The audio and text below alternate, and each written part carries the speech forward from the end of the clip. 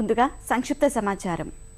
పంట పొలాలను రక్షించుకోవటానికి రైతులు నానాతంటాలు పడుతున్నా నష్టం జరుగుతూనే ఉంది. పక్షులు, పశువులు, ఏనుగులు, కోతులు ఇలా వివిధ రూపాల్లో సమస్య తీవ్రమవుతూనే ఉంది. రంగుల కాగితాలు, వస్త్రాలు, తలుకులను పొలాల చుట్టూ కట్టడం వంటివి ఎన్ని చేసినా పెద్దగా ఫలితాలనివ్వడం లేదు. అయితే అడవి జంతువులు, పక్షుల బారి నుంచి పంటను కాపాడుకునే విధంగా ఆంగ్రూ శాస్త్రవేత్త సుబ్బిరామిరెడ్డి వినూత్న పద్ధతిని అవలంబిస్తున్నారు. మొక్కజొన్న పొలంలో నిరంతరాయంగా సంగీత ధ్వనులు వినిపించేలా ఏర్పాట్లు చేశారు. పులి, సింహం వంటి బీభత్స శబ్దాలను లౌడ్ స్పీకర్ ద్వారా వినిపిస్తూ హడలెత్తిస్తున్నారు. ఈ ప్రయోగం ఫలితాన్నివ్వడంతో ఇంటి వద్ద నుంచే రిమోట్తో ప్లేయర్ పనిచేసేలా ఆయన కసరత్తు చేస్తున్నారు.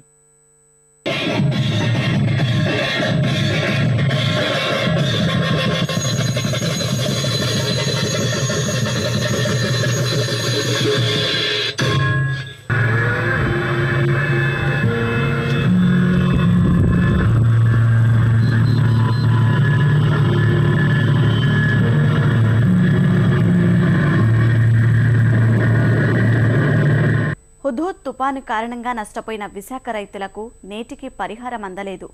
ఇల్లు, పంటలు దెబ్బతిని రోడ్డున పడిన కర్షకులకు సర్కారు నుంచి సహకారం అందడం లేదు. కొందరికే పంట నష్టపరిహారం విడుదల కాక అర్హులకు అధికారులు మొండిచేయి చూపారు. పరిహారం జాబితాలో తమ పేర్లు లేవని తెలుసుకున్న బాధిత రైతులు లబోదిబోమంటున్నారు. మరోసారి సర్వే చేయించి పరిహారం విషయంలో న్యాయం చేయాలని వారు కోరుతున్నారు. 3 నెలల క్రితం విరుచుకుపడిన పెను విపత్తు ధాటికి సర్వం కోల్పోయిన విశాఖ జిల్లా రైతులు ప్రభుత్వ సాయం కోసం ఎదురుచూస్తున్నారు. తుపాను బీభత్సం, ప్రచండ గాలులకు జీవనాధార పంటలు దెబ్బతిన్న బక్క రైతులు పరిహారం మంజూరు విషయంలో ఆందోళన చెందుతున్నారు. పంట నష్టం జాబితాలో పేర్లు రాసుకెళ్లినా ఇంకా సాయం రాలేదంటున్నారు. ఇలా తుఫాను వచ్చిన కాడి నుంచి అలాగ అందులో పడిదేలో ఇల్లు శుభ్రంగా కూలిపోయిందండి. కొడుకు కొమ్మ ఎవరూ లేరండి. నా భర్త కూడా చచ్చిపోయారు. చచ్చిపోయినా సరే అధికారులు వచ్చి రాసినా సరే ఆ రాసినందుకైనా సరే ఫలితం లేదండి. రోజుకి అధికారులు రావడం, వెళ్ళడం, చూడడం, వచ్చేస్తాయి అండవే కానీ నాకు ఏ దారి కూడా చేయలేదు బాబు. తుఫాను వచ్చింది మొదల మెయిన్ రోడ్డుకి దగ్గరలోనే పర్లేని దూరంలోనే ఉంది మా గ్రామం చిన్నబంగారంపాలెం. గాలికి పడిపోయిన పాకలు గాని, బిల్డింగ్లకు గాని, మా పశువులు కూడా కనపడకుండా 3వ రోజున కనపడేయండి. ఆ పాకలు తిరగబడిపోయి చూసి వెళ్ళారు కానీ యాక్షన్ తీసుకోలేదు. అందుకు ప్రభుత్వం వారిని మేము ఏం కోరుతున్నాం అంటే, బాబు మమ్మల్ని సర్వీస్ చేసి ఈ అందుబాటులో ఉండి ఎన్నో పన్ను కట్టనేనురా అని అవకాశం కూడా తీసుకోవాలని మీరు కోరుతున్నాం. తుఫాను వచ్చిన కాడి నుంచి వచ్చి రాసుకున్నారు కానీ మళ్ళీ మా కాస్త తిరిగి చూడలేదండి. అధికారులు వచ్చి మీకు డబ్బులు వస్తాయి ముసలామాని చెప్పేసి అదేదో కాగితం చేతికి ఇచ్చేసారు. మళ్ళీ దానికి తిరిగినేది జవాబు లేదు. హుదుహుదు విలయానికి విశాఖ జిల్లాలో 80,000 ఎకరాల్లో 46 కోట్ల పంట నష్టం వాటిల్లినట్లు అధికారులు ప్రభుత్వానికి నివేదించారు. మొత్తం 152,806 మంది రైతులకు సంబంధించిన పరిహారం విడుదల కాగా ఇప్పటి వరకు 40,42 లక్షలు బ్యాంకులకు జమ చేశారు. కాగా బ్యాంకు ఖాతాలు, ఆధార్ కార్డుల వివరాల నమోదుకు సంబంధించిన ఇబ్బందులతో ఇంకా 6 కోట్లు చెల్లించాలని అధికారులు చెప్తున్నారు.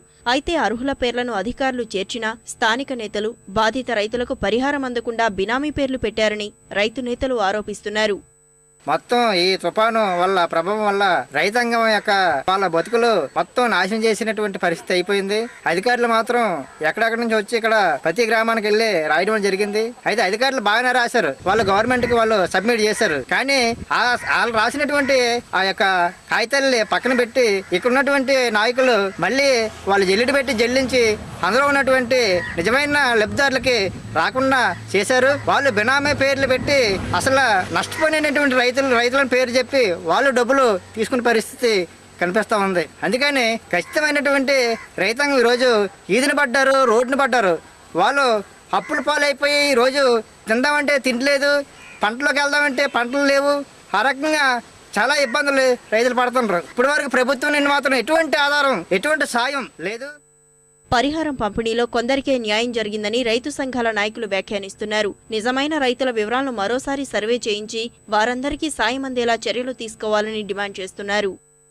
అలాగే ఉద్ధృత తుఫాను వచ్చిన తర్వాత జిల్లాలో అన్ని మండలాల్లోనూ కూడా రైతులకు మాత్రం న్యాయం జరగలేదు. ప్రభుత్వ విధానాలు మాత్రం న్యాయం జరుగుతుందని చెప్పేసి ఓ టీంని వేశారు. టీంని వేసినప్పటికీ ఆ సర్వే చేస్తున్నారు కానీ నిజమైన రైతు పేరు రాస్తున్నారు. కానీ రైతులకు మాత్రం ఎటువంటి వాళ్ళకి నష్టపరిహారం చేరట్లేదు. అలాగే కరెంటు బిల్లులు మాత్రం డబుల్ వస్తున్నాయి. Aadhaar card, ration card identity card కావాలని చెప్పేసి పెడుతున్నారు. ప్రూఫ్లు పెట్టిన తర్వాత మరి వాళ్ళు రాసేటప్పుడు తప్పుగా రాస్తున్నారు. దగ్గరికి వెళ్ళి పరిహారం వచ్చేటప్పటికి మీరు కాదు, మీ నెంబర్ కాదని చెప్పేసి తిరిగి పంపించడం జరుగుతుంది.